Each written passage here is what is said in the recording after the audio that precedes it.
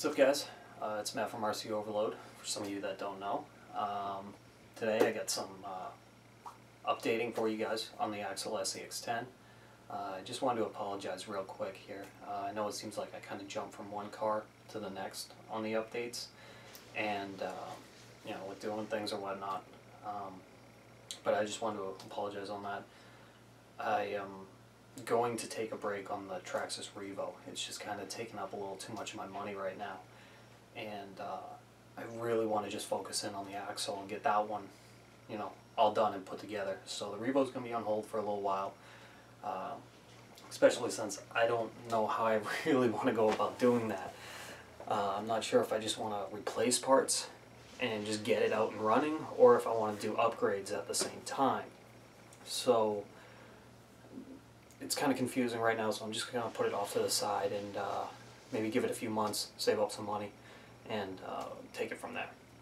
So, but for now, I have started to tear down the Axial SCX-10, especially after that last video. Some of you guys know Journey to Find Mud, and in that one I literally cake up everything on that Jeep, on the axle. So, and in doing so, I kind of destroyed a few parts, but hey, that's fun of it. So let me take you guys in over behind me and show you guys really what I've been doing. I got some new connectors, new axle upgrades. What else? New steering servo, all that fun stuff. So yeah, like I said, let me bring you in a little closer to the workbench and see what's going on.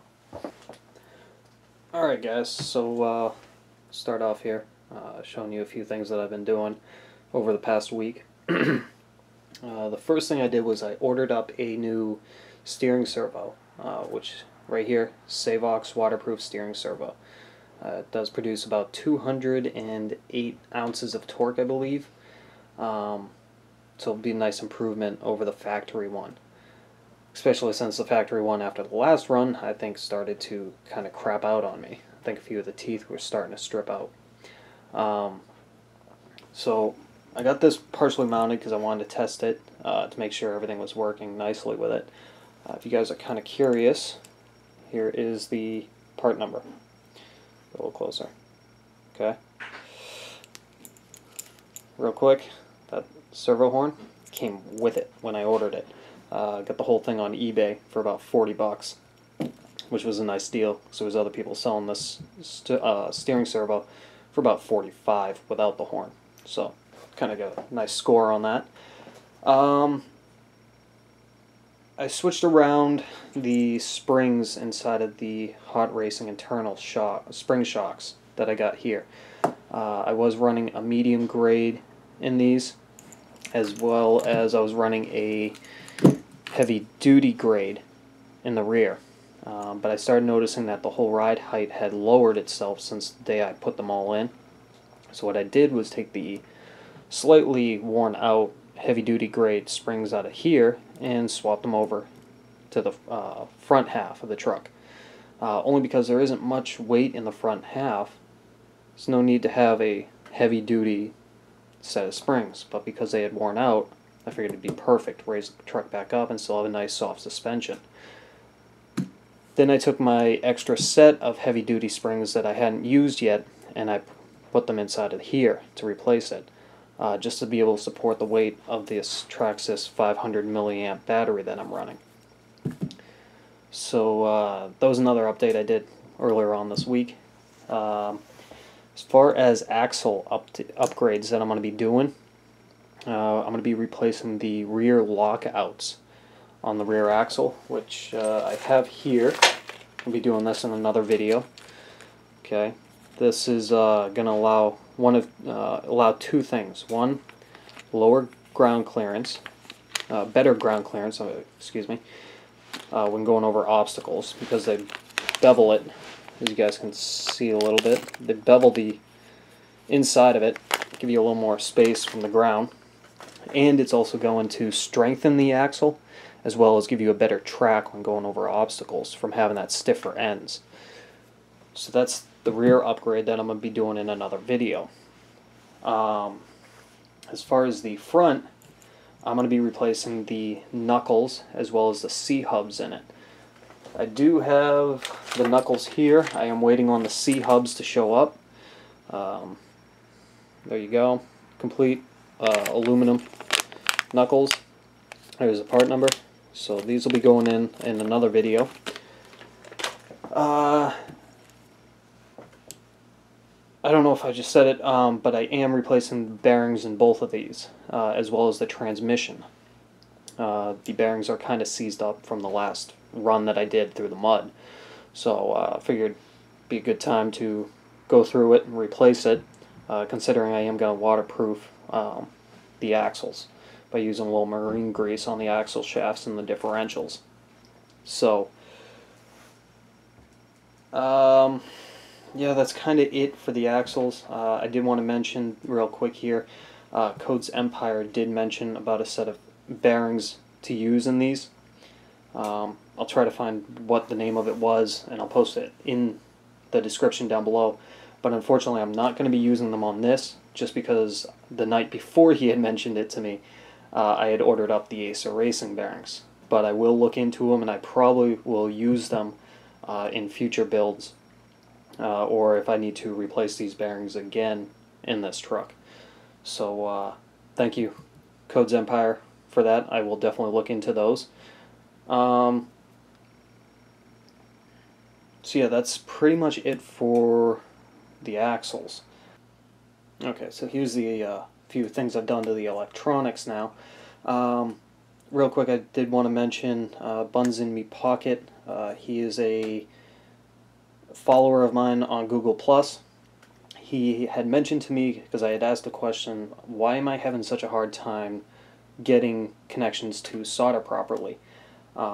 He had mentioned that I was probably not using a hot enough soldering iron, and he was right. I was using a 35 watt, so it wasn't even coming close to the temperature I needed. He'd actually recommended a 60 watt soldering iron, and sure enough, I picked one up, and last night I was able to go through the entire electronics and put all new Dean's connectors on. As you can see here on the new Tekin 35 turn motor that I'm going to be installing, I was able to perform that. And I even curved the wire, so depending on how it's sat, I wouldn't have any extra wire going everywhere. But yeah, anyways, I just wanted to thank him for that. That was a helpful tip. And put a new Dean's connector on the Traxxas 500 milliamp LiPo battery. This was scary, not gonna lie. I thought I was kind of nervous about doing this, especially on the battery pack, because it is, it is fully charged. I was nervous that I would accidentally get the wires to cross, short the battery out, blah blah. Luckily, nothing happened, but you should see me. I was kind of shaking a little bit when doing it, just because I was so nervous. This is the first time I've soldered any kind of RC electronics, so it actually came out very well. I was very impressed at how easy it actually is once you get going. The receiver, ESC, I mean, stock ESC, still going to be using that. It's good little ESC. There's no sense in replacing it. Dean's connector on the motor end, Dean's connector for the power end. Now you guys are probably looking at this connection setup that I got going on here.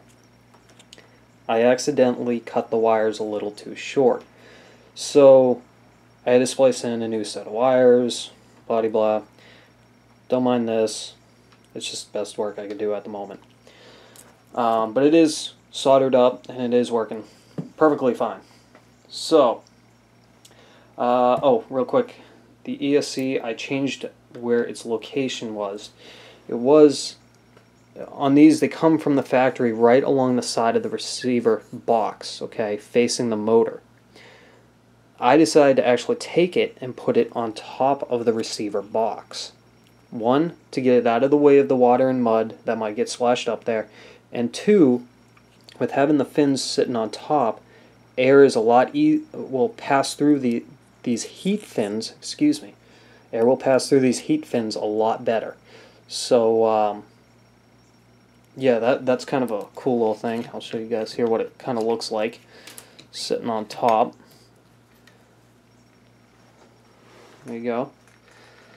No, it does not get in the way of the body.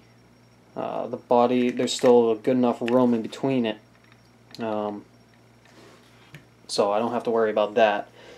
So yeah, that's it for the electronics upgrade version of it. What else? Oh, put in a new LED light for the front, just white ones, nothing too fancy. I was running the yellow LED lenses in the front, as some of you know, but after turning them on, it shines green, so it's not really yellow. So those are coming out. Clear lenses are going in the front. I still need to pick up a set of clear lenses for the rear, for the red LEDs.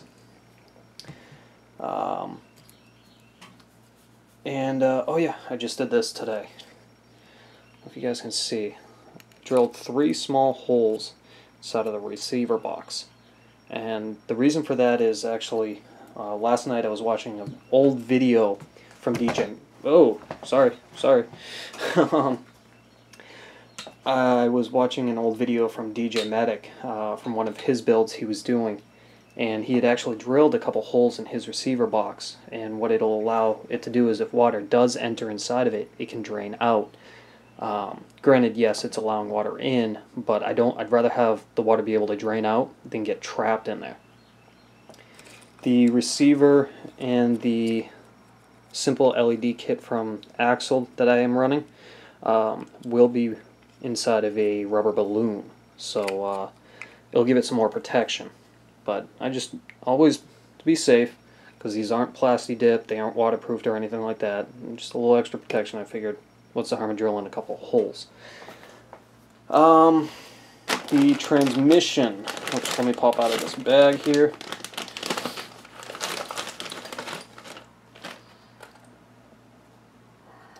Transmission on this is getting torn apart. As you guys can see, there's a little bit of rust built up there. That was just from the mud that last time. I just really haven't had a chance to clean this out.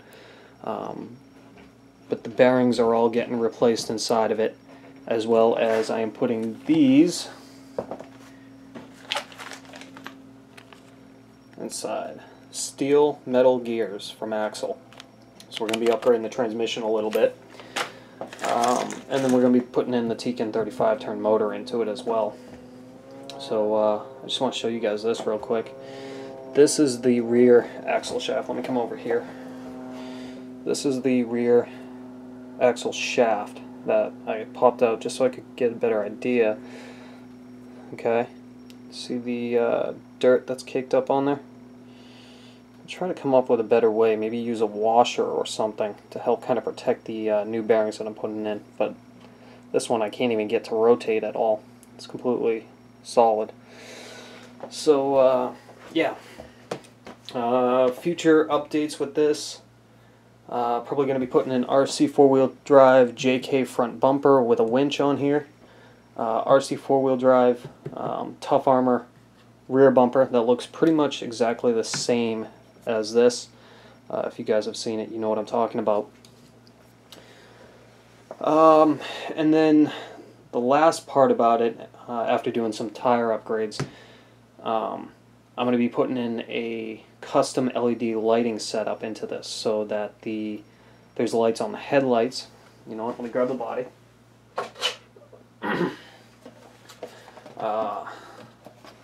I'll be doing a custom LED light setup with using these headlights will light up. The fog lights here will light up, as well as what I've been trying to work on but haven't really had time is Dinky's JK head and tail light kit. I'm just using their tail light portion of it, and I'm going to be putting it in there with a controller, so when I let off the gas, the brake lights light up. So that's kind of cool. And the last little update, get you guys caught up here.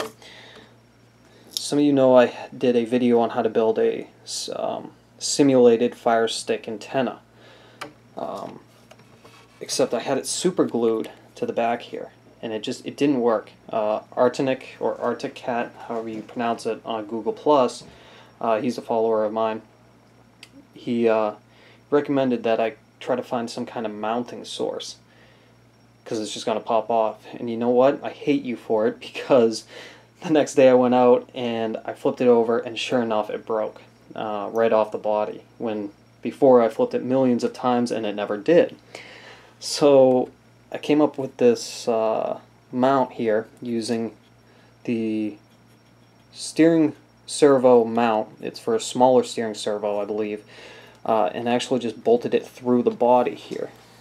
And I used a little spacer with just a screw, and it mounts right up perfectly. So give you guys a little better idea. Yeah, it kind of came out pretty cool. As far as that's pretty much the update on the axle. Like I said, another couple videos probably next weekend. I'm gonna start working on the axle assemblies and getting all that upgraded once the rest of the stuff shows up, and then start putting it all back together. So yeah, if you guys have any comments, any suggestions, maybe something for me to look into while I'm doing this, feel free to let me know. This is going to take me a couple of weeks to get this all back up and running. So yeah, any input would be great, you guys. Yeah, don't forget to subscribe. If you like it, feel free to share the video if you want. And if you guys want to follow me, get updates on stuff that I do between my videos, pictures, whatnot, just want to chat, visit me on Google+. I also have a forum out there at rcoverload.proboards.com, which I'll post a link to if you guys are interested in one general chat with me. That, you can go there. Yeah, so that's pretty much it, guys. So until next time, when we start working on the axles, see you guys soon.